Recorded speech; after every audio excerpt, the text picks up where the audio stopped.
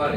আর স্টেজে যদি নির্ধারিত থাকে 8 জন, 8 জনে বসে, 9 জন আমি দেখিনি। আমার ইতিহাসে, আমার এই বয়সে আমি দেখিনি যে জামাতে ইসলামের স্টেজ নিয়ে বসাবসি বা বিশৃঙ্খলা সৃষ্টি। এই জিনিসগুলি যে আসলে এই ধর্ম চায়, আমাদের ইসলাম ধর্মের যে সুশৃঙ্খলা চায়, শান্তি চায়, এটা জামাতে ইসলামের একটা উত্তম পন্থা এবং উত্তম পরিকল্পনা।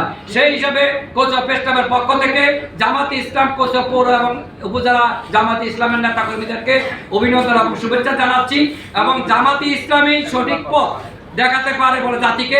আরেকটি কথা বলবো যে বেশিরভাগ দোষরদেরকে সরানোর দায়িত্ব 90% দায়িত্ব পালন করছে জামাতে ইসলাম। এটা আমি বিএনপি করলো, আমি লক্ষ লক্ষ জনতার সামনে বলতে পারবো যে জামাতে ইসলামের পরিকল্পনা যতটুকু হয়েছে। এটা একটু বলবো আমি 30 সেকেন্ড যে আমার ছেলে লন্ডন ইউনিভার্সিটিতে ভর্তি রয়েছে।